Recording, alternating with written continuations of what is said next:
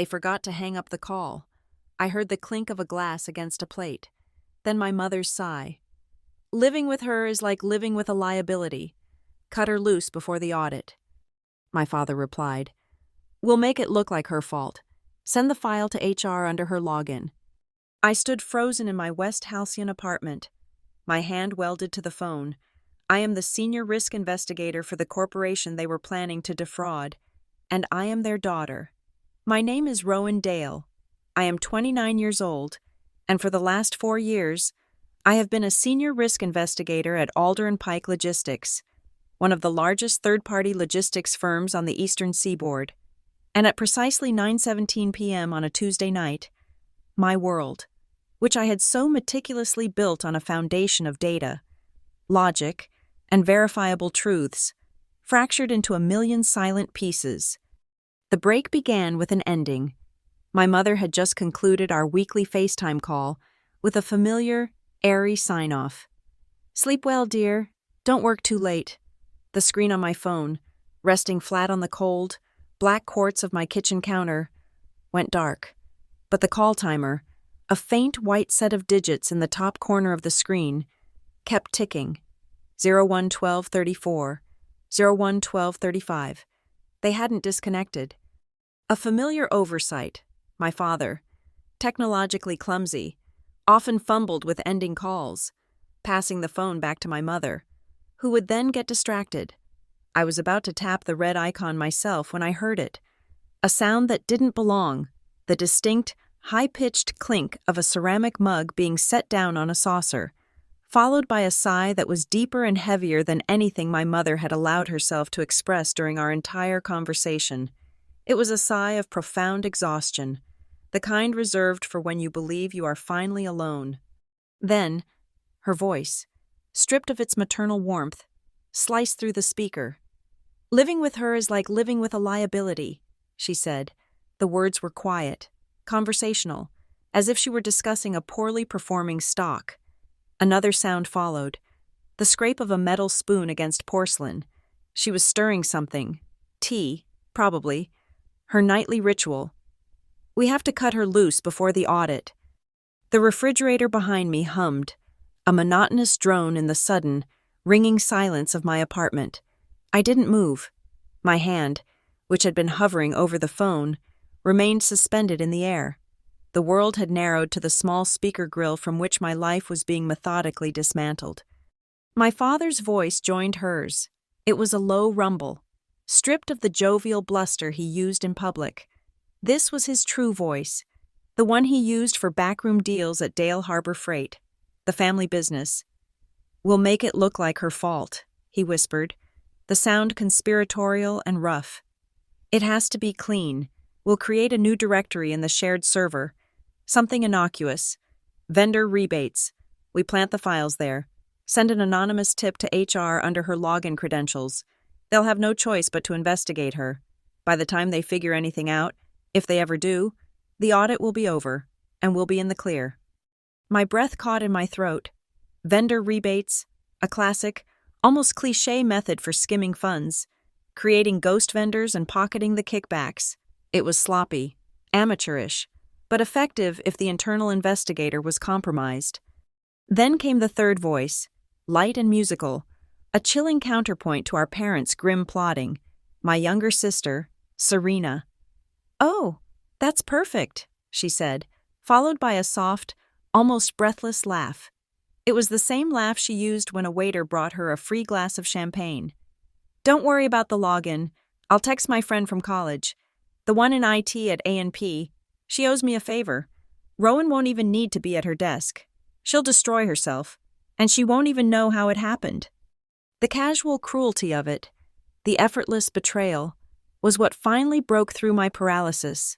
The shock receded, replaced by a glacial calm that spread from my chest outwards. My heart, instead of hammering against my ribs, settled into a slow, steady rhythm, a metronome marking the seconds of my old life as they bled away. My training took over. This was no longer a family conversation. It was the collection of preliminary evidence in a criminal conspiracy. My movements became precise, economical. With my left hand, I gently picked up my phone. The call timer now read 01:14:02. Using my thumb, I navigated with practiced silence, my finger sliding across the glass to take a screenshot. The white flash of the screen capture was the only sudden movement in the room. Then, I swiped down, found the screen recording function, and pressed it. A small red icon appeared next to the call timer. The microphone was now active. I placed the phone back on the counter, speaker up, and leaned against the opposite side, folding my arms across my chest. The polished black surface of my oven door across the kitchen reflected a distorted image of me. A woman in a wrinkled white work shirt, dark hair pulled back, her eyes wide and dark in the pale oval of her face. I looked like a stranger, a witness. I listened. I did not hang up. I granted them the stage and let them perform their treachery, uninterrupted. They spoke for another 10 minutes. They refined the plan, their voices weaving together in a practiced harmony of deceit. My mother worried about the timing. My father reassured her about the financials, mentioning the Harborline West account, an offshore shell corporation I had flagged just last week for irregular payment structures. I had paused my inquiry, waiting for more data before escalating. I was giving them the benefit of the doubt. I was giving my father, whose company was the signatory on the account, the courtesy of a private inquiry before filing a formal report. The thought was so naive it was almost comical. That was the loose end. That was the liability. Me. "She's too good at her job," my mother murmured, a statement that sounded less like a compliment and more like a diagnosis of a terminal illness. "She'll find Harborline. It's only a matter of time." "She won't have a job to find it from," my father countered. "Lawson will suspend her the moment that file hits HR's desk. An investigator under investigation is a dead man walking. He'll have to—" Director Lawson was my boss, a man who prized integrity above all else. My father knew exactly which levers to pull. Serena chimed in again. "I'll handle the IT side tomorrow. I'll tell Janine it's a prank, that we're trying to spook Rowan for her birthday next month. She's gullible. She'll buy it." Her casual readiness to implicate a friend was just another data point. They finalized the timeline. The file drop would happen late Thursday night, using Serena's IT contact to gain remote access. The anonymous tip would be sent from a public library computer first thing Friday morning. "Friday, before 10 a.m., my father said, his voice firm, final. "The board meets at noon. By then, Rowan Dale will be a non-issue." A beat of silence followed. Then, the sound of my mother's voice, returning to its familiar, saccharine tone. "All right. Well, I should let you go. Dear." A moment of horrifying confusion struck me. Was she talking to me? Then I realized she was speaking to Serena, who must have still been in the room with them. "Drive safe, sweetie. Call me when you get home." The click was soft, but in the silence of my apartment, it sounded like a gunshot. The call was over. The green bar at the top of my phone vanished. I stood there for a full minute, the only sound the low hum of the refrigerator and the distant, muted siren of an ambulance navigating the city streets below. I was an island of stillness in a world that was still moving, oblivious, the daughter in me, the one who called every Tuesday, who sent flowers on birthdays, who still sought their approval in 1,000 pathetic ways, was reeling. She wanted to scream, to cry, to call them back and demand an explanation she knew she would never get. But the investigator was in control. I stopped the screen recording, the video, complete with the audio of their conspiracy, saved to my camera roll. I didn't trust the cloud. I didn't trust any network my family might have a backdoor into. I connected my phone to a small, encrypted solid-state drive, my cold storage, a digital vault I used for sensitive case files. The transfer took 27 seconds. I watched the progress bar fill, then ejected the drive. I cross-referenced the file size and metadata to ensure the copy was perfect. Then, I opened a secure messaging app and sent a single file, the audio recording, to a trusted contact, a freelance forensic accountant I kept on retainer. My message was brief. "Transcribe and timestamp Encrypt and hold until further instruction. Invoice me personally. I slid the cold storage drive into a small, fireproof safe hidden behind a false panel in my pantry. As the heavy steel door clicked shut, I felt a profound and irreversible shift within myself. The pain was still there. A hot, sharp thing lodged beneath my ribs. But it was contained now. Compartmentalized. It was a variable, not the entire equation. They had made a critical miscalculation. They saw me as their daughter. Emotional, dutiful, predictable. They had forgotten who I was from 9 to 5. And increasingly, from 5 to 9, I was a risk investigator. I didn't mitigate risk. I hunted it.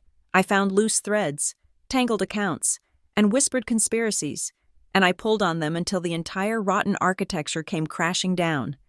They had started a game without understanding the rules. They thought they were sacrificing a pawn to protect their king and queen. They didn't realize that this pawn could see the entire board. I looked at my reflection again in the dark oven door. The same face, the same wrinkled shirt, but the eyes were different, colder, calmer. The game was on, and I was no longer their daughter. I was the player on the other side. To understand the game, you have to understand the board. My board had 2 names on it, superimposed like a double-exposed photograph. Alder and Pike Logistics and Dale Harbor Freight. One was my employer, a titan of industry with a glass and steel headquarters that scraped the sky. The other was my family's legacy, a regional shipping company built on my grandfather's sweat, now run by my father with a veneer of modern efficiency. For 18 years, Dale Harbor had been a primary contractor for Alder and Pike, a symbiotic relationship. My father always called it mutually beneficial. I now understood it was parasitic, and I was slated to be the host organism they were ready to discard. I didn't get my job through them. That point is crucial. When I graduated with a degree in forensic accounting and a minor in data science, my father had offered me a cushy role at Dale Harbor. Director of Financial Oversight, he'd called it, a title that meant nothing, a sinecure designed to keep me under the family thumb. I refused. Instead, I applied to Alder and Pike through their notoriously grueling graduate program. I survived 6 rounds of interviews, a technical exam designed to induce panic, and a final grilling by a panel of VPs, including Director Lawson himself. When I got the offer, I felt, for the first time, that I had built something that was entirely my own. The celebration dinner was a masterclass in passive aggression. Our little auditor girl, my mother had toasted, her smile not quite reaching her eyes. Going to keep us all on our toes. The words hung in the air. A silken threat disguised as a compliment. From that day on, the auditor girl became her private nickname for me, always delivered with that same tight, knowing smirk. It was a way of branding me, of reminding me that I was an outsider who had chosen the wrong side, the side of scrutiny, not the side of family loyalty. They saw my integrity not as a virtue, but as a weapon pointed squarely at them. They just never imagined I'd have cause to pull the trigger. Serena, of course, had taken the opposite path. Her life was a collection of unearned rewards. While I was pulling all-nighters studying tax law, she was studying the social calendars of the city's elite. Her business degree was a footnote to a collegiate career spent curating a perfect Instagram feed. Upon her graduation, my parents didn't offer her a job. They gifted her one, along with the keys to my grandmother's lake house, the one place I had felt truly at peace as a child. Serena was named Director of Public Relations for Dale Harbor Freight. Her primary duty seemed to be posting filtered photos from yacht parties and charity galas, dutifully tagging the company and adding hashtags like logistics life and family business. She was an asset, they said. She had a knack for networking. What she had was a knack for spending their money while I was learning how to track it. And I was tracking it. The irony was suffocating. For the past 3 weeks, a specific set of accounts had been consuming my days and haunting my nights. It started with a statistical anomaly flagged by an algorithm I designed to detect payment irregularities. A series of perfectly round substantial payments from Alder and Pike were being routed through Dale Harbor to a third-party subcontractor I'd never heard of, Harbor Line West. In the world of logistics, nothing costs a round number. There are fuel surcharges, labor variances, insurance fees, port taxes. An invoice for exactly $50,000 is as rare as a unicorn. An invoice for $75,000 the next month, and $125,000 the month after that. All for vague services like expedited logistical consulting and port vendor management wasn't just a red flag, it was a fireworks display. Harbor Line West had no physical address, no fleet of trucks, no discernible employees. It was a shell, registered in a state known for its corporate opacity. The money flowed from Alder and Pike to Dale Harbor, who took a small percentage before passing the bulk of the payment to Harbor Line. From there, it vanished into a web of offshore accounts. It was a classic fraud scheme, designed to bleed a massive corporation dry through 1,000 small cuts. I had the scheme mapped out, the flowchart of illegal funds clear as day on my screen, but I was holding back.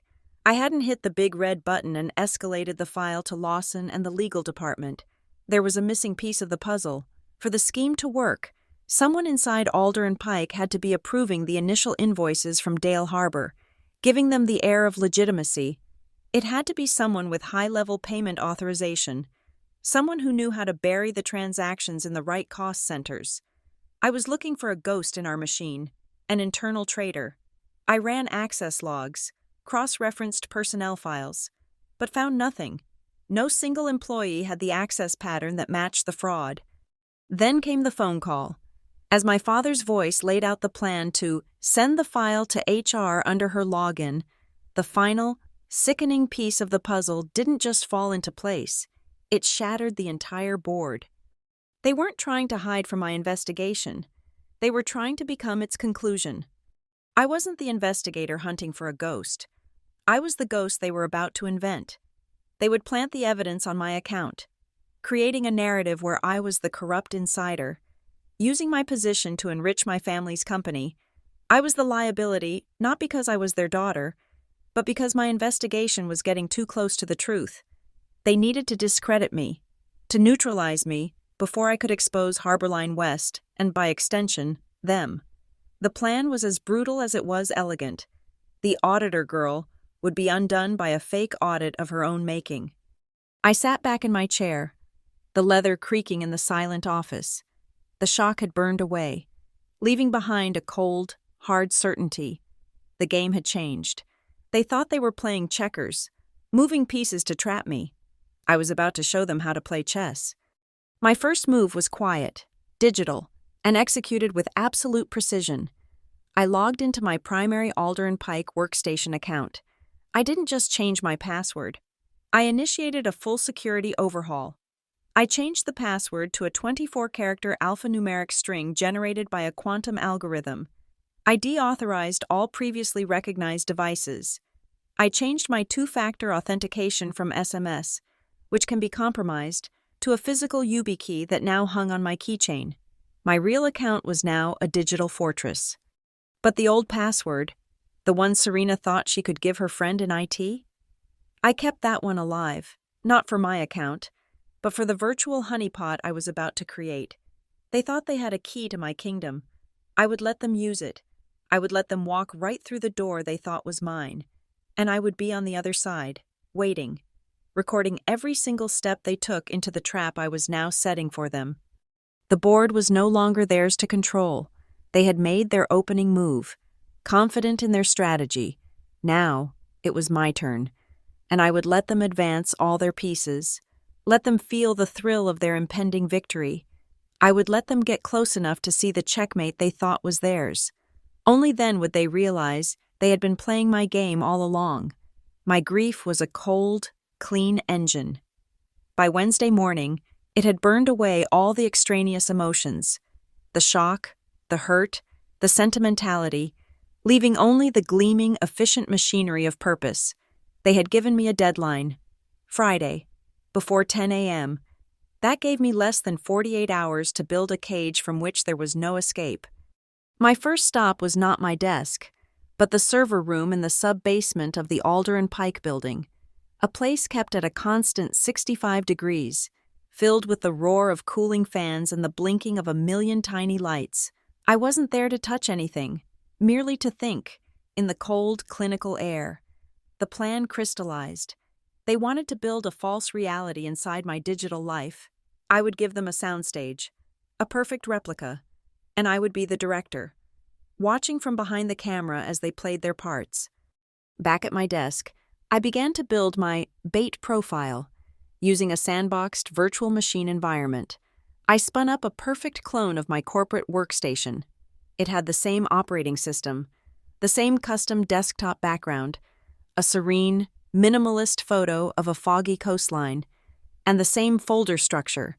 It was a digital ghost, a mirror image of my professional life. But unlike my real workstation, this one had its own dedicated, hyper-detailed logging system. Every keystroke, every mouse click, every network packet sent or received would be recorded, time-stamped, and cataloged. This wasn't just a log. It was a sworn affidavit in the making. Next, I created the lure. Inside the virtual machine, I placed an empty directory on the primary shared drive and named it exactly as my father had specified: vendor rebates. I then configured a set of highly specific alerts tied to this folder. Any single sign-on, SSO authentication, that accessed this directory would trigger a silent alarm sent directly to my encrypted personal device. The alarm wouldn't just tell me that the folder was accessed, but how? It would capture the device's unique hardware fingerprint, its MAC address, CPU serial number, even the screen resolution. It would be as unique as a thumbprint, a piece of irrefutable evidence tying the digital act to a physical machine. The most delicate part of the plan involved co-opting corporate resources without revealing my hand. I needed Alder and Pike's formidable IT security infrastructure to witness the event, to become my unwitting accomplice. I scheduled a brief, unscheduled meeting with Mark, the head of cybersecurity, a man who subsisted on black coffee and paranoia. I walked into his glass-walled office looking stressed, a carefully calibrated performance. "Mark, I need your eyes on something," I began, keeping my voice low. "I've been noticing some weird latency on my account. Millisecond long hangs on authentication. It's probably nothing, but my gut says it could be a bot attempting to brute force my credentials or scrape data." Mark's posture straightened. The word bot was like a shot of adrenaline to him. "I've already hardened my primary credentials," I continued, "but I'm concerned they might be targeting the legacy login path. Can you hook a full diagnostic sandbox into my user profile? I want to see everything that comes sniffing around my credentials for the next 48 hours. Log every packet." It was the perfect bait. I was presenting him with a problem and a solution, framing it as a proactive security measure. I was using their own language, their own paranoia, against them. He readily agreed, pleased by my diligence. "Good catch. Rowan, I'll have the monitoring environment linked to your profile by lunch. It'll be a ghost connection. You won't even see it, but we'll see everything." He had no idea his official, corporate-sanctioned surveillance tool was now pointed directly at my family. With the digital trap set, I moved to the psychological one. I needed to control the timeline, to make them act exactly when I wanted them to. I opened my email and composed a message to my mother. The subject line was innocuous. "Dinner?" "Hi, Mom," I wrote, the words feeling alien on the screen. "Things are getting really busy at work ahead of the quarterly review. I'm going to be completely swamped all day Friday, probably working late. Would it be okay if I came over for dinner on Saturday evening instead? Let me know. Love, Rowan." It was a multi-layered piece of misdirection. It established that I would be too busy on Friday to notice any strange activity on my account. It subtly reinforced my image as the diligent, overworked daughter, and most importantly, by making myself unavailable, it created a window of opportunity, a safe time for them to execute their plan without fear of immediate discovery. I hit send, and the bait was in the water. The response came within 10 minutes. Of course, dear. Saturday is perfect. Don't work too hard. The cheerful, oblivious tone made my stomach clench. Thursday was the longest day of my life. I went through the motions of my job, analyzing shipping manifests and reviewing fuel cost audits, all while a part of my brain was focused on the silent, invisible trap I had set. The hours ticked by. 5 p.m., 7 p.m., 9 p.m. I made dinner, watched the news, pretended my life hadn't been irrevocably altered. At 10:47 p.m., my personal phone vibrated on the kitchen counter. It wasn't a call or a text. It was a push notification from the encrypted monitoring app. Alert: SSO authentication success via legacy credential. Target: Ashash shared drive, users R. Dale, vendor rebates. Device fingerprint, MacBook Pro, 14-inch, 2023, ID string, A483 E7XXX, unregistered on ANP network, source IP address, geolocation, the Anchor Bar, 14 River Street. My heart didn't race. It turned to ice. The Anchor, a dimly lit, overpriced cocktail bar downtown. The kind of place Serena loved, where she could take pictures of her artisanal drinks for her followers. My fingers moved with practiced speed. I opened Instagram. Serena's profile was public, a curated gallery of her perfect life. There it was, posted to her story 5 minutes earlier, a photo of a martini glass, an olive skewered on a silver pick, its surface glistening. In the background, out of focus, was the bar's distinctive dark wood paneling and a brass railing. The caption read, "Thirsty Thursday." The geo-IP address and the Instagram story formed a digital and physical corroboration. She was there. She was on the unregistered MacBook, right now. I watched the live feed from the sandbox. I saw the cursor move, a spectral arrow controlled by my sister miles away. I saw a file being dragged and dropped into the vendor rebates folder. The file was a simple Excel spreadsheet named Q3 Rebate Schedule XLSX. I didn't block the transfer. I let it complete. As the file wrote to the virtual server, the system I had configured with Mark's help did something beautiful. It wrapped the entire transaction, the login, the device ID, the source IP, and the file transfer itself, in a tamper-proof digital signature, a cryptographic seal that was now part of the permanent server log. They thought they were planting a seed in the dark. I was putting it under a microscope, in a clean room, with floodlights. I remotely accessed the file they had planted. It was a sloppy forgery, a list of fake vendors with the same round-numbered invoices I'd been tracking. But the true prize wasn't the content. It was the metadata. I extracted the file's properties. The author field was populated automatically by the software. Serena Dale, PR, her corporate PR account name, a rookie mistake, a fatal one. While their fake evidence was being lovingly preserved in my trap, I handled the real evidence. I compiled my entire investigation into the Harborline West Shell Corporation, the transaction logs, the offshore account numbers, the corporate registration documents signed by my father, all of it. I encrypted the package and formally transferred it into the Alder and Pike Legal Vault, a secure, read-only server accessible only by the General Counsel and Director Lawson. The subject line of the transfer was, "For review, potential contractor fraud, Dale Harbor Freight." The timestamp on the transfer was 11:15 p.m., Thursday. I leaned back in my chair. The trap was now fully armed. The forged evidence was sitting in a monitored digital cage, tied directly to my sister. The real evidence of their crimes was officially logged with the company, submitted hours before their planned discovery. They were about to send an anonymous tip to HR to report a fire, not knowing I had already called the fire department, given them the address, and identified the arsonists, who were still standing at the scene, holding the matchbox. The door had been opened, the bait had been taken. All I had to do now was wait for them to walk through it and activate the trigger. Friday morning was a study in controlled calm. I arrived at the office at 8:30 a.m. sharp, brewed my usual black coffee, and responded to a series of low-priority emails. I acted as if it were any other Friday. I was a performer, and my audience was the entire corporate network, a silent observer that I knew my family assumed was deaf, dumb, and blind. At 9:57 a.m., I was staring at a spreadsheet of fuel cost variances, my screen reflecting my placid, focused expression, when the notification popped up in the corner of my monitor.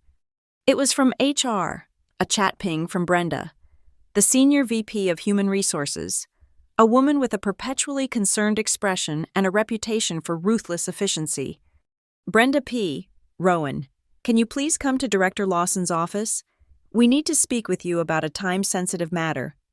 The language was sterile, corporate code for, you are in serious trouble. They were right on schedule. I took a slow sip of my coffee, letting the heat settle in my stomach. On my way, I typed back. I stood, smoothed the front of my blazer, and picked up a single item from my desk. The small, steel-cased USB drive that held my cold storage. It felt heavy in my palm, a tiny vessel containing the truth. Walking to Lawson's corner office felt like moving through water. The normal office sounds, the clicking of keyboards, the low hum of conversation, seemed distant and distorted. Everyone I passed looked up, their faces a mixture of curiosity and pity. News, especially bad news, travels at the speed of light in a corporate environment. They already knew. Director Lawson's office was an aquarium of power, all glass walls and minimalist furniture, with a panoramic view of the city below. Lawson sat behind a large oak desk, his expression unreadable. Brenda was perched on one of the visitors' chairs, a thick manila folder resting on her lap. She avoided my eyes. Rowan, close the door. Have a seat, Lawson said. His voice was flat, devoid of its usual warmth. I did as he asked. Sinking into the leather chair opposite him, I placed the USB drive on the polished surface of his desk, next to a stack of signed documents. It sat there, small and unassuming. Lawson steepled his fingers, his gaze fixed on me through his rimless glasses. This morning, at approximately 9:15 a.m., HR received an anonymous tip regarding potential malfeasance.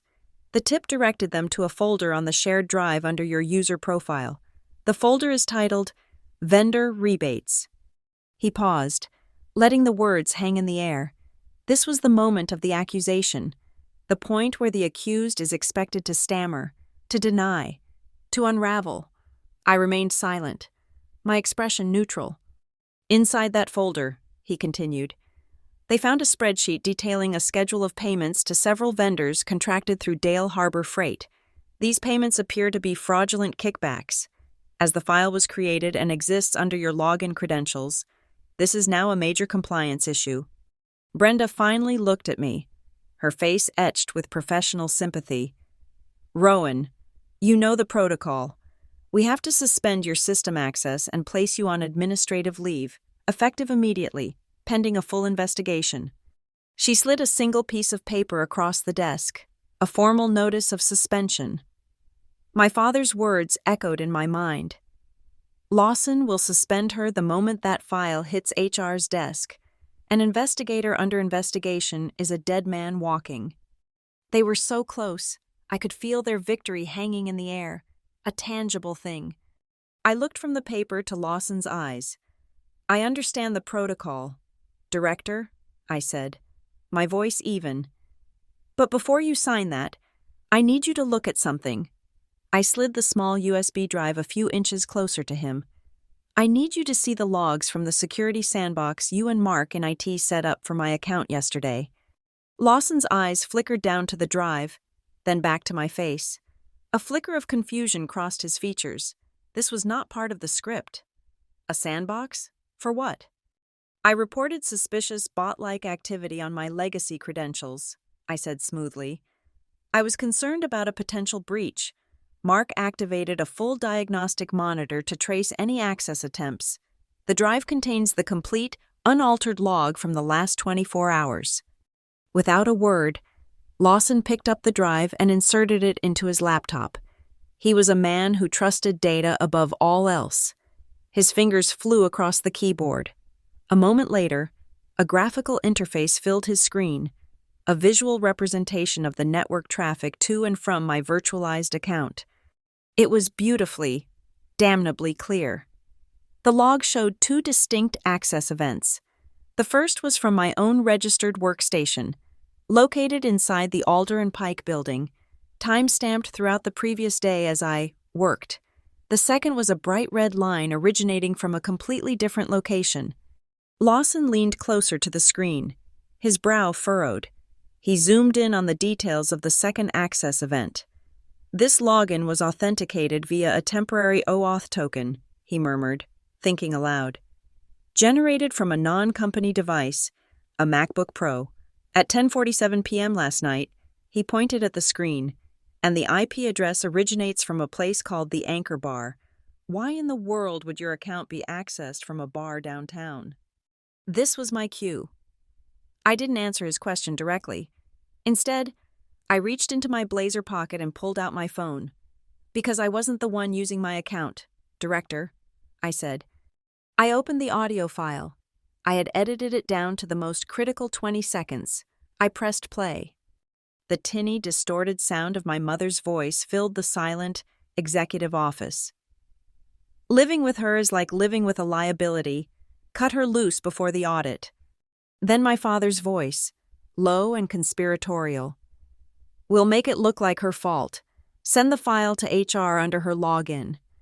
And finally, my sister's cheerful, chilling contribution. I'll text my friend from college, the one in IT. She'll be the architect of her own downfall, and she won't even know how it happened. I pressed stop. The silence that followed was absolute. Brenda's mouth was slightly agape. Her professional mask shattered. Lawson had gone completely still, his eyes fixed on the screen, but seeing something else entirely. The only sound was the soft, elegant ticking of the large clock on the wall. It read 9:59 a.m. Their deadline had arrived. Lawson slowly lifted his gaze from the laptop and met mine. The suspicion in his eyes was gone, replaced by a cold, hard anger. He didn't waste time with apologies or expressions of shock. He was already recalibrating, shifting from an internal HR issue to a full-blown criminal conspiracy. He pushed the suspension notice back to his side of the desk. "Brenda," he said, his voice dangerously quiet. "Cancel the suspension. Restore Ms. Dale's full system access. I want you to open a new file. This is no longer an internal employee review." He looked directly at me. "We are launching a formal investigation into Dale Harbor Freight for conspiracy to commit fraud and illegal network intrusion."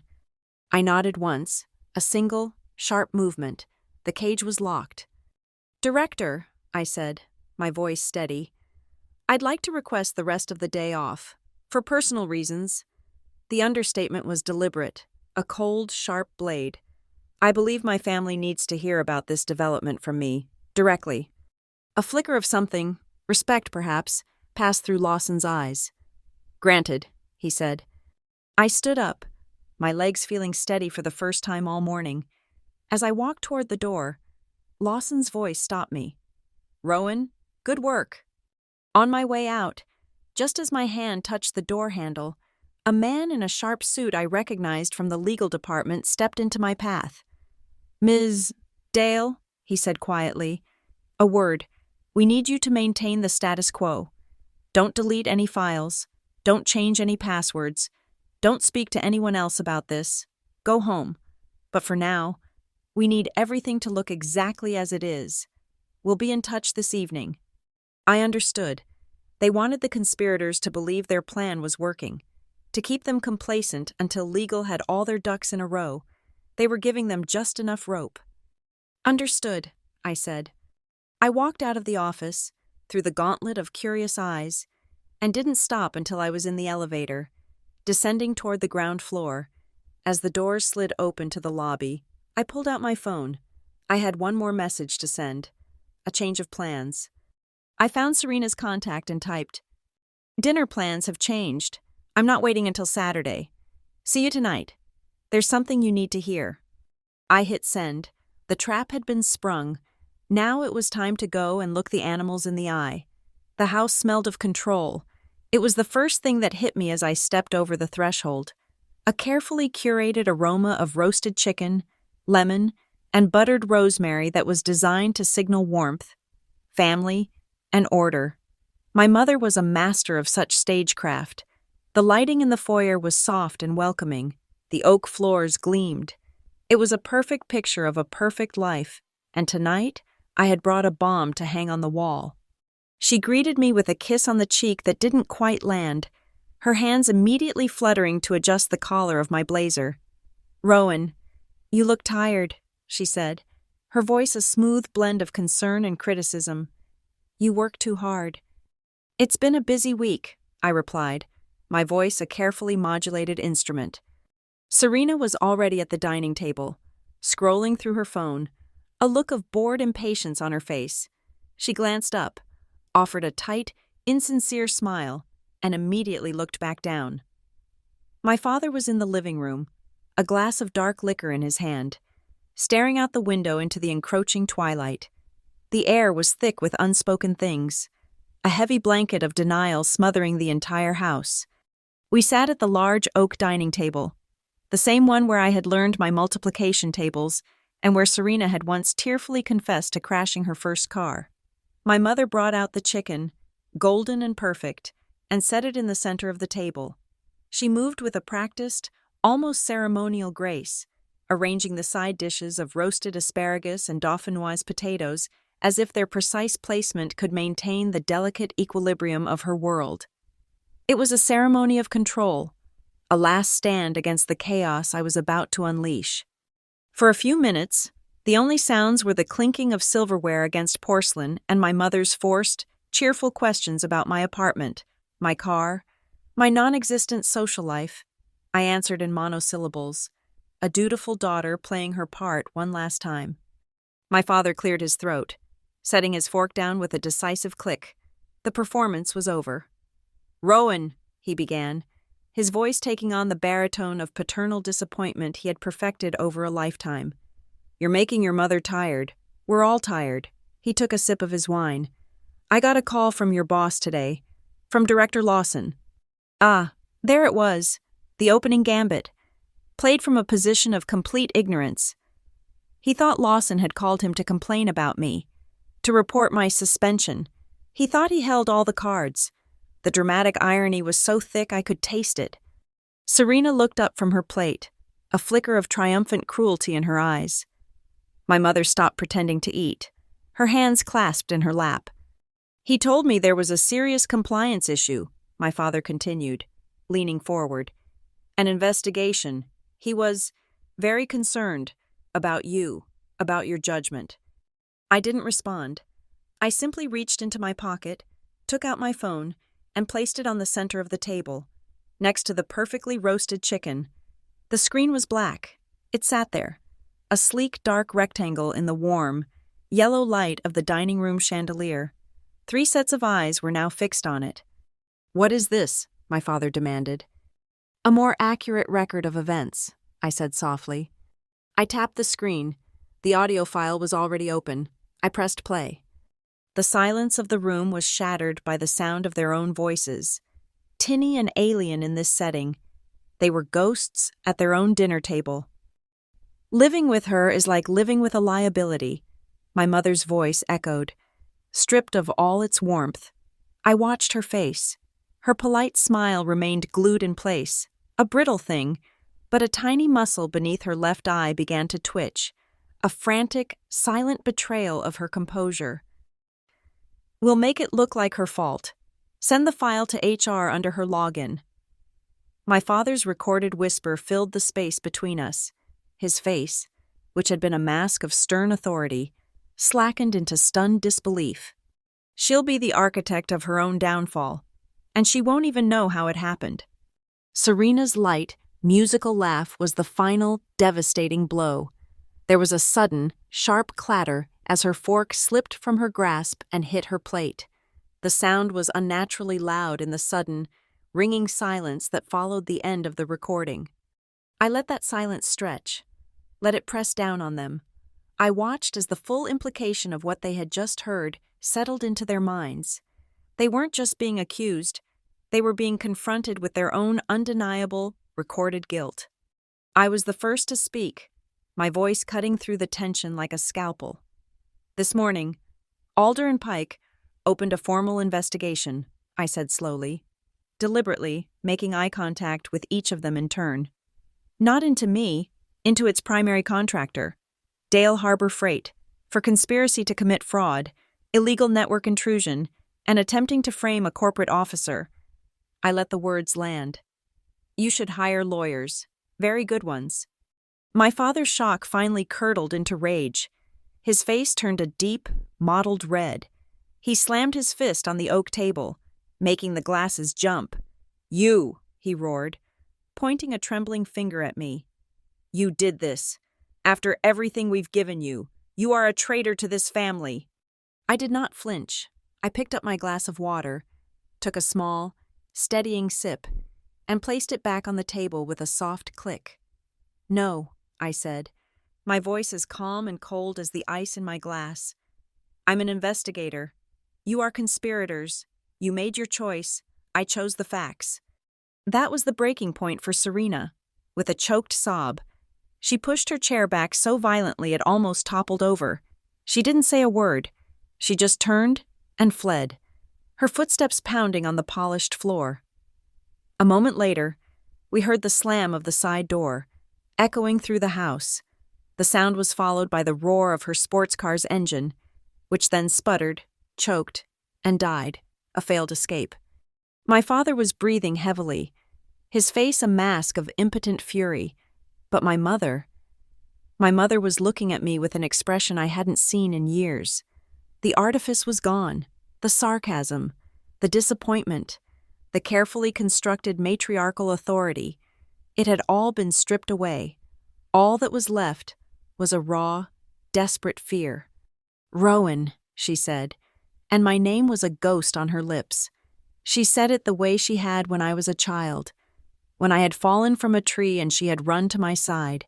For the first time in more than a decade, my name left her mouth without a barbed edge of irony. It was a plea. But the child she was calling for was gone.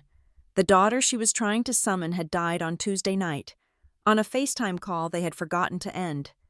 I stood up, carefully placing my napkin on the table. The roasted chicken sat untouched. The perfect family dinner was now a crime scene. This is no longer my concern, I said, my voice devoid of emotion. I was merely stating a fact. This is a matter for the Alder and Pike Legal Department. They will be in touch. I turned and walked away, not looking back. I could feel their eyes on me, could sense the desperate words, the threats, the pleas, the excuses forming in their throats. I didn't give them the chance to speak them. Listening to them was no longer my job. My job had been to uncover the truth and present the evidence. As I closed the front door behind me, cutting off the warm, yellow light and the smell of deceit, I felt nothing, not triumph, not sadness, not anger, just the quiet, clean finality of a case file being closed. It was no longer my investigation, it was their sentence. The afternoon was the color of steel and silence. I sat in a darkened room on the 45th floor, a space designated for observation, furnished with a single table and 3 chairs. It was cold, the air scrubbed clean and sterile. Before me was a large pane of glass, a 2-way mirror that looked into a brightly lit, impeccably professional conference room. From my side, the glass was a dark, reflective surface. From theirs, it was just a mirror, reflecting their own strained faces. I was a ghost, a spectator at the autopsy of my own family. To my right sat Director Lawson, his posture rigid, his face a mask of grim neutrality. To my left was Arthur Vance, Alder and Pike's general counsel, a man whose quiet demeanor belied a mind like a steel trap. We were not here to participate. We were here to watch, to listen, and to witness the inevitable collision of their lies with our data. At precisely 3:00 p.m., the door to the conference room opened. My father entered, followed by a man in a suit so sharp and expensive it seemed to have its own gravitational pull. This was his lawyer, a man named Davies, who exuded the reptilian calm of someone who charged by the minute and was worth every penny. My focus, however, was on my father. He looked smaller than I had ever seen him. The bespoke suit he wore, usually a symbol of his power and success, seemed to hang on him, a size too large. His eyes were puffy and red-rimmed, the physical toll of the last 12 hours etched onto his face. He moved stiffly, an automaton being guided into a cage. He did not look at the mirror. He didn't need to. He knew, on some level, that I was the architect of this room. They sat. Davies spread a leather-bound portfolio on the table. All business. Vance and another corporate lawyer from our team sat opposite them, their expressions impassive. The stage was set. Davies began, his voice a smooth, modulated baritone that filled the room. "Gentlemen, thank you for agreeing to this preliminary discussion. My client, Mr. Dale, is here to express his profound shock and disappointment at the baseless allegations that have been raised. We believe this is a profound and unfortunate family misunderstanding, being weaponized by a daughter who, we have reason to believe, is suffering from significant emotional instability." I watched my father nod his assent to this portrayal of me, the man who had taught me to ride a bike, who had helped me with my calculus homework, was now officially endorsing the narrative that I was unhinged. The clinical detachment I had cultivated felt less like a choice and more like a survival mechanism. "She has always been high-strung," my father added, his voice raspy, "ambitious to a fault. When she didn't get the promotions she felt she was owed, she could become vindictive." It was a pathetic, predictable defense. Lawson, sitting beside me, didn't even flinch. He simply gave a subtle nod to Vance. Vance leaned forward, not to argue, but to operate the large monitor on the conference room wall. "Mr. Davies, Mr. Dale," he said, his voice cold and precise. "We are not here to discuss family dynamics. We are here to discuss data. Let's start with this." The screen lit up with the security sandbox log. It was a clean, graphical representation of network access. 2 distinct lines, one green, originating from my work IP, one bright, angry red, originating from an external IP address. "At 10:47 p.m. last night," Vance stated, "a login to Rowan Dale's legacy account was authenticated. The access request did not come from an Alder and Pike facility." He clicked a button. A map appeared. A pin dropped squarely on the anchor bar. "It came from this IP address." He clicked again. A screenshot of Serena's Instagram story filled the screen. The martini, the dark wood, the timestamp, 10:42 p.m. "This social media post was made by your daughter, Serena Dale, from the same location, 5 minutes prior to the network breach." Click. The file metadata from the Q3 rebate schedule XLSX file appeared. The author field was highlighted in yellow. Serena Dale, PR. "The fraudulent file that was planted on our server was authored on a machine registered to your daughter." Click. The final piece of evidence, a complex string of characters. "And this," Vance said, his voice dropping slightly, "is the immutable, cryptographically sealed signature from our server, which verifies the time, the origin, the device fingerprint, and the user credentials of the entire transaction. This is not an allegation, Mr. Davies. This is a digital receipt." The confident bluster seemed to drain from Davies's face. My father stared at the screen, his mouth slightly open. The data was absolute. It was irrefutable. It told a story more effectively than any witness ever could. And then, my father did something that sent a chill through my detached calm. He slowly turned his head and looked directly at the two-way mirror. He couldn't see me, but he was looking right at me. His expression was no longer one of defiance. It was a desperate, silent plea. "There have been misjudgments," he said, his voice cracking, speaking not to Vance, but to the mirrored wall. "When you're trying to protect your family, sometimes you make mistakes. A father's instinct is to protect his children, both of them." It was a pathetic attempt at emotional blackmail, a final, desperate appeal to a familial bond he himself had severed. I remained perfectly still, a statue in the darkness. Davy saw his client floundering and immediately changed tactics, moving to cut his losses. "Gentlemen," he said, shifting in his seat, "it appears there has been a serious lapse in judgment on the part of my client's younger daughter. Serena, she is young, perhaps easily influenced, and deeply competitive with her older sister. It is clear that she acted alone, in a misguided attempt to lash out.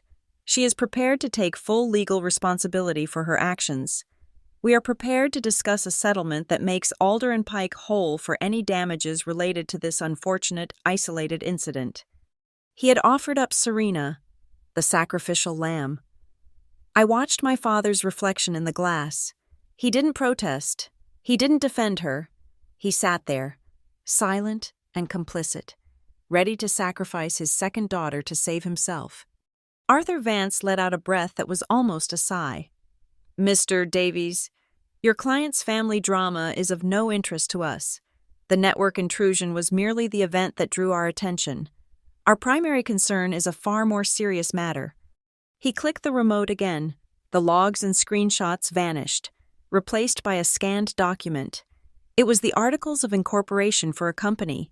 The name was at the top in bold letters, Harborline West, LLC.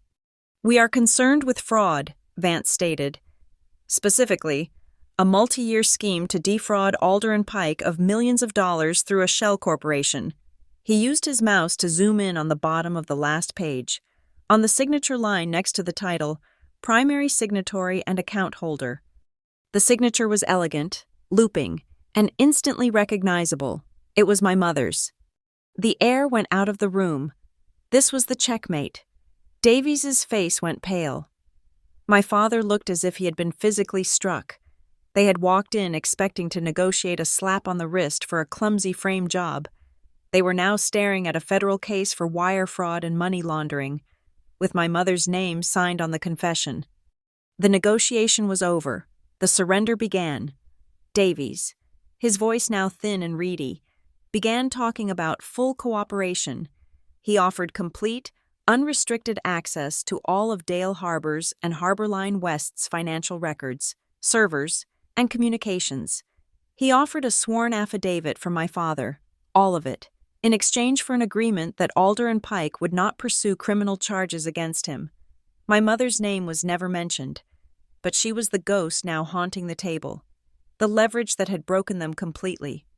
As the lawyers began to hammer out the details of the cooperation agreement, Lawson glanced over at me.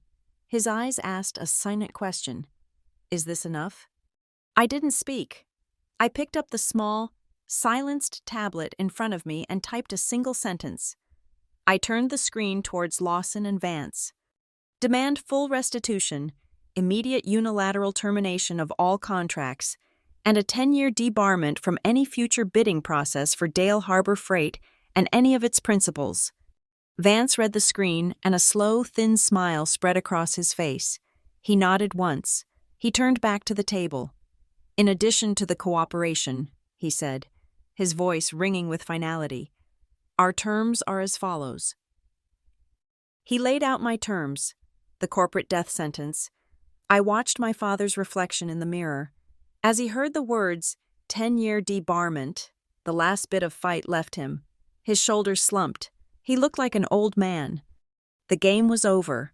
I had not just won, I had annihilated the board. The text message arrived at 6:15 p.m., a flare of light in the dim quiet of my apartment. It was from Serena. I hadn't expected to hear from her. I had assumed she would be huddled with our parents, frantically trying to spin a cohesive narrative from the wreckage of their conspiracy. The message was short, stripped of her usual emojis and breezy slang. It was the frantic Morse code of the truly desperate. "Come over, now. I'm not letting them pin this all on me." There was no please, no Rowan, just a raw, terrified command. It wasn't an olive branch. It was a white flag, waved by a soldier about to be sacrificed by her own side. I considered ignoring it. I had the audio, the logs, the signature on the Harborline West documents. I had everything I needed to burn their empire to the ground. But this message was a new variable, an unexpected data point, A loose end. And I don't leave loose ends. Serena's apartment was in a trendy midtown high-rise, a monument to our parents' indulgence. The lobby smelled of expensive floral arrangements and quiet money. When she buzzed me up, her voice over the intercom was a thin, reedy thing I barely recognized. The door was ajar when I arrived. I pushed it open and stepped into a scene of curated chaos. The apartment, usually as immaculate as one of her Instagram photos, was a disaster zone. Dozens of cardboard PR boxes were stacked in precarious towers, many of them unopened. A silk dress was draped over a chair, a half-empty champagne flute sweating on a glass table next to it. The air was thick with the cloying scent of stale perfume and cardboard. It was the smell of a life built on superficial acquisitions, a life that was now coming apart at the seams. She was sitting on a white velvet sofa, curled into a ball. Her mascara had run, creating dark, smeared tracks down her cheeks. She was wearing an oversized cashmere sweater and leggings, her usual armor of designer clothes and perfect makeup completely gone. She was shaking, a fine, uncontrollable tremor that ran through her entire body. When she saw me, she didn't get up. She just stared, her eyes wide with a fear so pure it was almost childlike. "They're going to give me up," she whispered, her voice cracking. "Dad's lawyer called. They said my unfortunate actions were the root of the problem. They're going to say I did it all by myself." I didn't offer comfort. I didn't sit down. I remained standing in the entryway, a silent, assessing presence. "And did you?" I asked, my voice flat. "No, not like they think," she insisted, shaking her head frantically. "Mom told me to do it. She said it was just about protecting the family, that you were getting in over your head, that you were going to make a mistake and get fired. She said this was just a way to clean up for you, a warning shot to make you back off before you ruined everything." The lie was so absurd, so perfectly tailored to paint herself as a misguided heroine, that it was almost impressive. She was still trying to spin a narrative, even now. "She said you'd be suspended for a few weeks, tops," Serena continued, her words tumbling over each other, "and that Dad would smooth it over with Lawson. She said it was for your own good. I didn't know about the money. Rowan, I swear, I did what she told me." "How did she tell you?" I asked, my focus narrowing. "On the phone?" "No, she walked me through it, on my laptop." She gestured vaguely towards the bedroom. My eyes scanned the living room, phone, tablet, but no laptop. "Where is it?" Serena hesitated, her gaze flicking towards a pile of silk pillows on the sofa. I don't know." I walked over, my footsteps silent on the thick rug. I reached down and swept the pillows aside. There it was, her sleek, silver MacBook Pro. I placed my hand on the metal casing. It was hot, not just warm, but hot to the touch. The internal fan working overtime. It had been running hard, and recently, hidden in a hurry. I picked it up. Serena flinched as if I were holding a weapon. "Don't," she pleaded. "It's all on there." I carried it over to the dining table and opened the lid. The screen flickered to life, showing her perfectly organized, pastel-themed desktop. I ignored it. My fingers moved to the trackpad, my movements precise. I wasn't looking for the file she had planted. I already had that. I was looking for the ghost that had been pulling the strings. In the Applications folder, tucked away in a subfolder labeled Utilities, I found it, a professional-grade remote administration tool, the kind IT departments use to manage computers from afar, the kind that allows one person to see another person's screen, control their mouse, and use their keyboard as if they were sitting right in front of it. The license was registered not to Serena, but to a generic holding company I recognized from the Harborline West paperwork. My mother hadn't just told Serena what to do. She had been the puppeteer, using Serena's laptop as her instrument.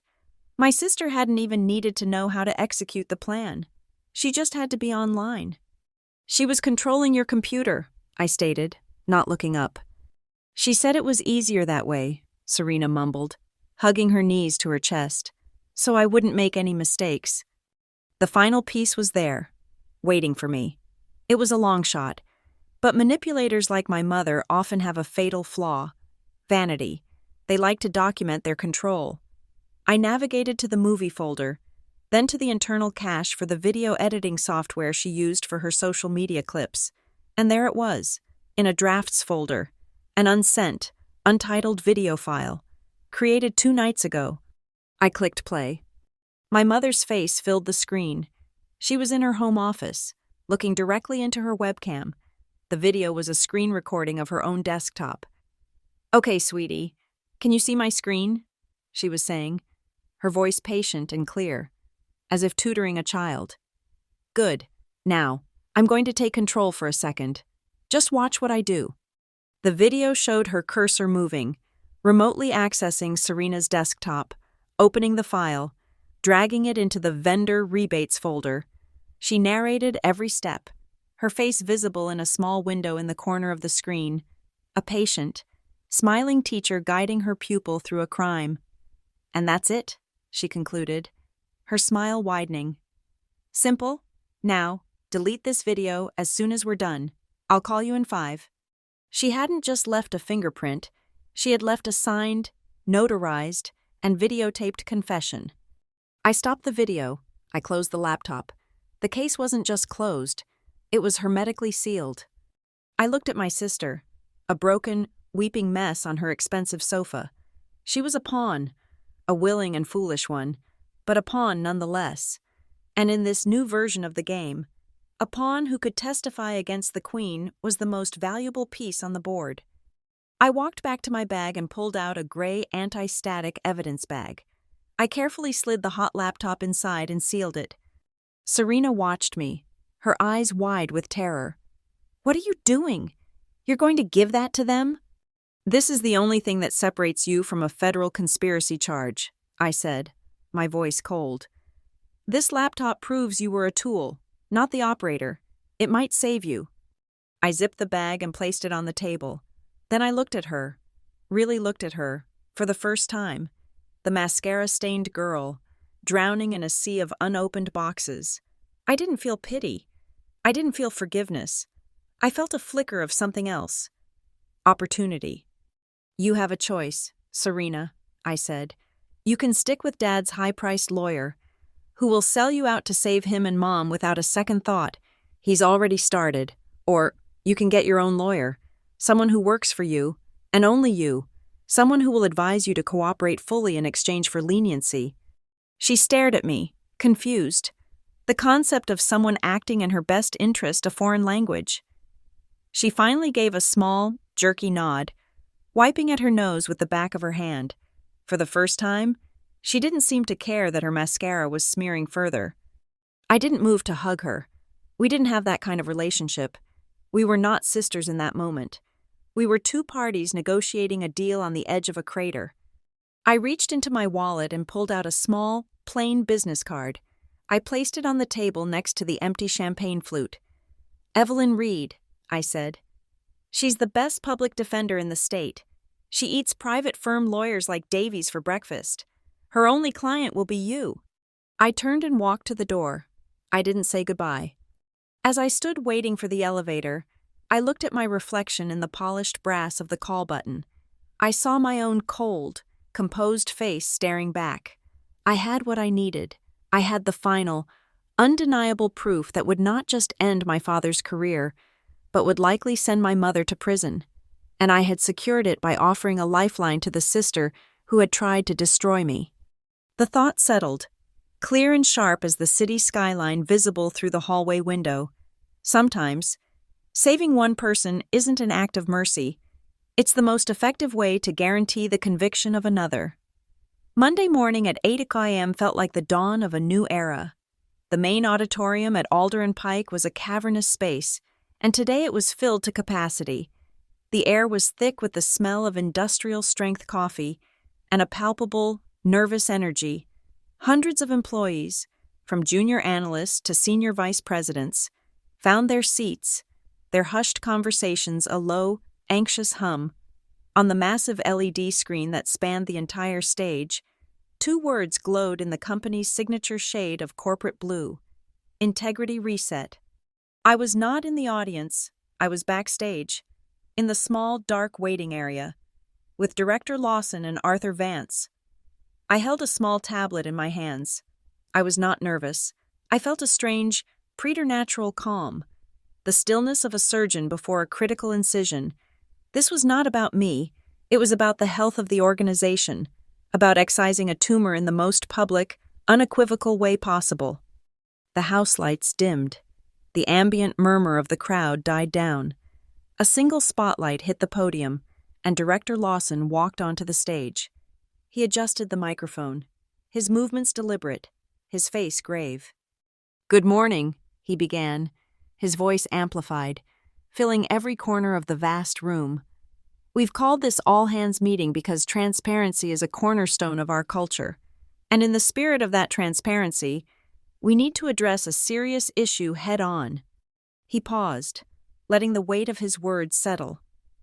"Last week, our company was targeted by a sophisticated, multi-year fraud scheme, perpetrated by one of our longest-standing contractors. This scheme was designed to be invisible, buried deep within our payment systems, and it would have remained so, were it not for the diligence, integrity, and courage of one of our own." He turned his head slightly and looked towards the wings, directly at me. This situation was complicated by the fact that the investigator who uncovered the scheme had a profound personal connection to the contractor in question. They were faced with a choice that no employee should ever have to make, a choice between family and duty, between loyalty and truth. A ripple of murmurs spread through the audience. "I am here today to state, for the record, that this investigator made the right choice," Lawson declared, his voice ringing with conviction. "They chose data over blood. They chose this company over their family. I've asked them to come up here and present their findings, not as a victory lap, but as a lesson in what integrity truly means in practice." He looked at me again. "Rowan Dale." My name hung in the air. As I walked from the darkness of the wings into the bright, hot light of the stage, a sea of faces turned towards me. My footsteps on the polished floor were the only sound. I didn't walk to the main podium. I walked to a smaller secondary lectern to the side, where the tablet in my hands was already synced to the main screen. I was not here to give a speech. I was here to present the final, irrefutable evidence. I was here to tighten the last nail. I looked out at the silent crowd, my gaze sweeping across the room. I didn't feel their judgment or their curiosity. I felt only the cold, hard weight of the facts I was about to present. "Good morning," I said, my voice steady and clear through the microphone. "Last Thursday, a fraudulent file was planted on our servers in an attempt to frame me and derail an ongoing investigation. This is how it was done." I tapped the tablet. The screen behind me went black for a beat, then flickered to life.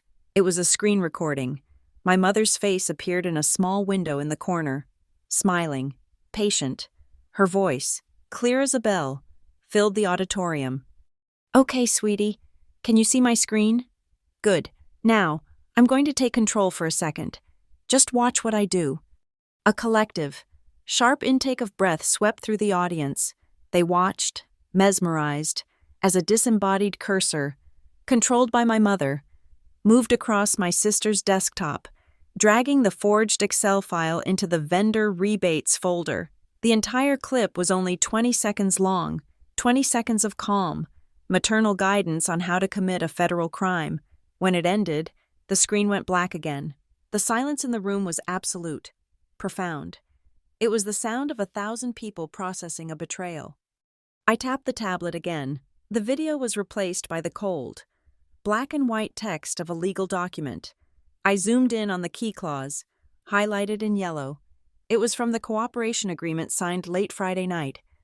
The contractor, Dale Harbor Freight, and all its principals, agreed to a 10-year debarment from any and all future bidding processes with Alder and Pike Logistics. Beneath it, clear as day, was my father's signature. One more tap. The document vanished, replaced by a screenshot of an email, sent from Arthur Vance to a public address at the Securities and Exchange Commission. Subject: Voluntary self-disclosure of contractor fraud. To whom it may concern, this letter is to inform the Commission that Alder and Pike Logistics has recently uncovered a significant, long-term fraud perpetrated by a primary contractor, Dale Harbor Freight. The evidence was laid bare for all to see: the conspiracy, the consequence, the corporate response. There was no room for doubt, no space for gossip or speculation. There was only the data. I stepped away from the lectern and walked to the center of the stage, into the main spotlight. I looked out at the company I had chosen to protect. I had no grand speech planned. The evidence had spoken for me. I had only 9 words to add: the mission statement for this new era. "We don't bury rot," I said, my voice ringing with quiet finality. "We expose and rebuild." For a moment, there was silence. Then, the applause started. It wasn't the loud, raucous applause of a celebration. It was a solid, rolling wave of sound, firm and resolute. It was the sound of respect. It was the sound of 1,000 people stamping a seal of approval on a difficult, painful, but necessary truth. I gave a single, brief nod, turned, and walked off the stage, back into the shadows, as Lawson returned to the podium. My work was done. I didn't stay to hear the rest. I walked back through the now empty hallways to my desk. I sat down in my chair and stared at my monitor. It felt like sitting down in a foreign country. At precisely 8:22 a.m., a company-wide email notification appeared on my screen. The subject line was stark: termination of vendor contract, Dale Harbor Freight. The body of the email was brief, cold, and brutally efficient.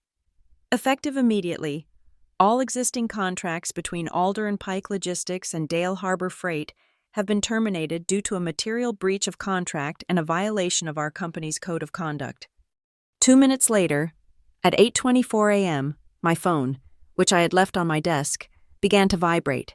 It buzzed insistently against the wood, a frantic, desperate plea from another world. I glanced at the screen. Home, 12. 12 missed calls, 12 desperate attempts to reach a daughter who no longer existed. They were finally realizing that the game was truly over. I picked up the phone. My thumb hovered over the screen. I didn't decline the call. I didn't block the number. I simply pressed the volume button on the side until the vibration stopped. I switched it to silent mode. The buzzing ceased. The only sound in my small corner of the office was the quiet hum of my computer. The storm was over. My new life, I realized, required silence. The weekend arrived not with a sense of relief, but with a profound, echoing silence. The storm had passed, leaving a landscape altered beyond recognition. On Saturday, driven by an impulse I didn't fully understand, I found myself driving north out of the city, my car eating up the miles of gray highway. I didn't have a destination in mind until I saw the turnoff, the familiar green sign bearing the name of the small town that bordered the lake. I parked on the quiet, tree-lined street, a block away from the house, my grandmother's lake house, the house my parents had gifted to Serena.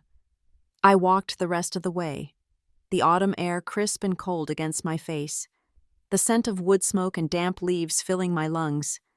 The house looked smaller than I remembered, sadder. The cheerful blue shutters seemed faded. The wraparound porch, where I had spent entire summers reading, was strewn with dead leaves. It was here, on this porch, that my father had taught me how to tie a proper knot, and where I had helped him hang strings of multicolored Christmas lights every December, our fingers numb from the cold. Taped crookedly to the inside of the glass on the front door was a sheet of garish, neon orange paper. Even from the sidewalk, I could read the bold black letters: Notice of Asset Seizure. It was a preliminary warning, a bureaucratic flag planted on a conquered territory. The assets tied to Harbor Line West, including this house which had clearly been purchased with its illicit proceeds, were being frozen. The bill for their life of deceit had finally come due. As I stood there, a ghost on a familiar street, one of my mother's old adages surfaced from the deep well of my memory. She had said it to me once, years ago, after a particularly nasty argument I'd had with Serena. "Rowan, a piece of advice. she'd said, her voice dripping with worldly wisdom. Never sign anything when you're angry. It was cynical, practical advice, meant to teach me to protect myself. The irony was a bitter pill. My mother, in her arrogance and greed, had failed to heed her own counsel. She had signed the Harborline West Incorporation documents, her elegant, looping signature an act not of anger, but of supreme, untouchable confidence. She had believed herself to be above consequences. That signature was the key that had unlocked her own ruin. My phone buzzed in my pocket. Pulling me from my reverie, it was Serena. I almost didn't answer, but I did, out of a cold, clinical curiosity. Her voice was flat, hollowed out. All the musical lightness was gone. "They're making me move out," she said, without any preamble. "The lawyers, from the bank." "I know," I said. "I'm here." There was a pause on the other end of the line. "Oh," she said, the sound small and lost. "Well, I'm doing what you said. I talked to that lawyer, Evelyn Reed. She's tough. She said my only chance is to cooperate, to tell them everything." "A wise decision," I said, my voice neutral. "I have to give a formal deposition next week," she continued, her voice a monotone. "I'm moving into a room in Midtown. It's all I can afford. All my accounts are frozen." She paused again. "I just thought you should know." "Okay, Serena." "Okay," she repeated, and hung up. There was no apology, no recrimination, just the flat, gray statement of facts. She was a casualty of a war she had eagerly joined, now learning to live in the wreckage. As I walked back to my car, my phone buzzed again, a text message this time, from my father. The message consisted of 3 words. "I am sorry." The brevity was startling, so unlike his usual verbose, self-justifying pronouncements. It was the message of a man who had run out of words, a man stripped bare of his power and his pride. I stared at the message for a long moment. I felt a flicker of something, a phantom limb of an old emotion, but it was gone as quickly as it came. I didn't reply. I slipped the phone back into my pocket. An apology was not a sworn affidavit. It was not a notarized document. It was data with no verifiable source, and I no longer dealt in unsubstantiated claims. That evening, the final piece of my old job was completed. A courier delivered a thick package from Arthur Vance's office. It contained the final transfer of evidence reports for the Securities and Exchange Commission, along with a statement I needed to sign, attesting to the timeline and authenticity of my investigation. I sat at my small kitchen table and read through the documents, my eyes scanning the cold, legalistic prose that described the systematic destruction of my family's legacy. When I was done, I picked up a pen, a heavy black fountain pen Lawson had given me as a gift when I was promoted, felt cool and solid in my hand. I signed my name on the last page. The nib glided smoothly across the thick, watermarked paper, the ink a dark, permanent black. It was finished. Later that night, I stood at my kitchen sink, washing the few dishes from my solitary dinner. The apartment was quiet, the only sound the steady rush of hot water over my hands. I watched the soap suds swirl and disappear down the drain. The feeling was hypnotic, cleansing. It felt like I was rinsing out the corners of a vast, dusty warehouse, washing away the grime of the past few years, of a lifetime of carefully managed lies. My gaze drifted to the small windowsill above the sink. Sitting there was a small terracotta pot containing a single, thriving mint plant. I had bought it as a seedling in the spring and had tended to it, watering it and making sure it got enough light. It was a small, persistent patch of green. The only living thing that had survived on my balcony from the previous season. Its leaves were a vibrant, defiant green. I turned off the water, the sudden silence amplifying the thought that had been slowly forming in the back of my mind all weekend. The revenge was over. The ledgers were balanced. The accounts were closed. The intricate, exhausting work of deconstruction was complete. I reached out and gently touched one of the mint leaves, its fresh, clean scent rising to meet my fingers. The next part, I realized, would be quieter, and perhaps harder. The battle was no longer with them, it was with myself.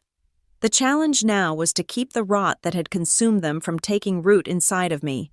The challenge was to rebuild, to nurture something green and alive in the sterile silence of my victory. The next morning, the sun rose into a clear, indifferent sky.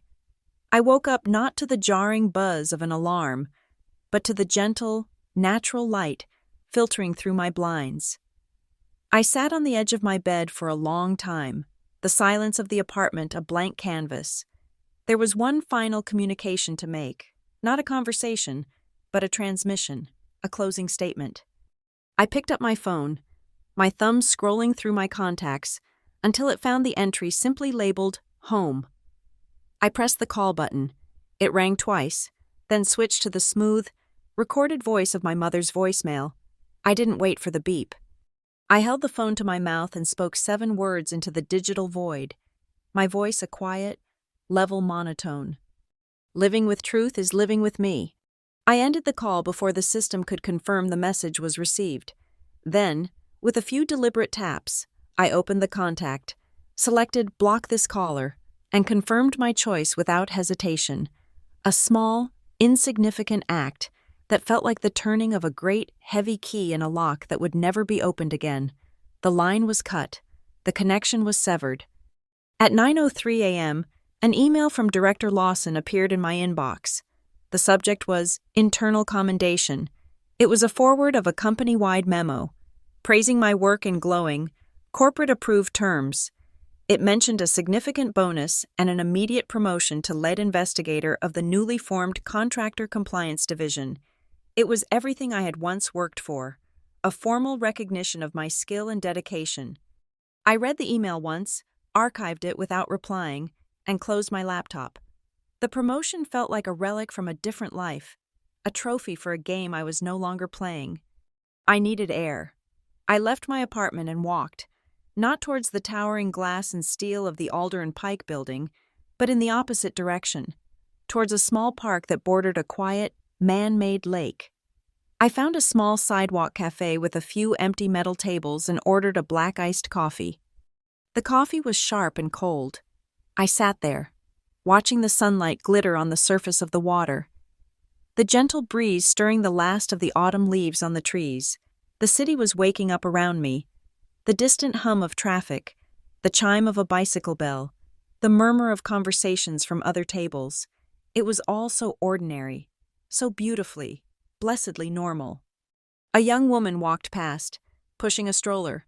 Her baby, bundled in a soft yellow blanket, looked up as they passed my table.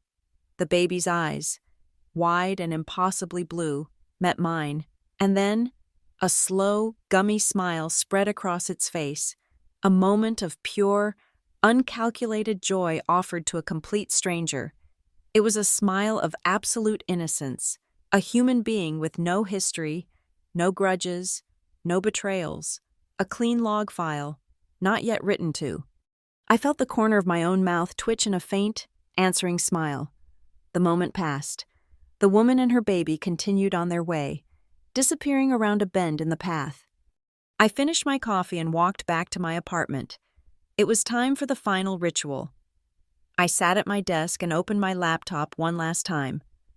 My fingers moved with the familiar, practiced efficiency of my trade.